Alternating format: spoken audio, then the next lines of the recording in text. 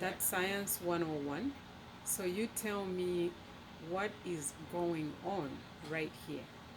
Well, since I mean, don't balloons conduct electromagnetic pulses? Mm-hmm.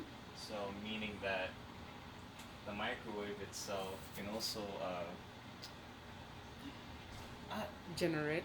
well, of course, generate electricity, but I mean, No, I mean electromagnetic force. yes, electromagnetic force. But I'm just That's very interesting. You know what because that means? there's There's something going on. well, I mean, Either electrons are flying, forcing, or some kind of attraction because it's the balloon is not going away, right? yeah, because there's air coming out of the microwave, and it's But it should go away. It doesn't. yeah,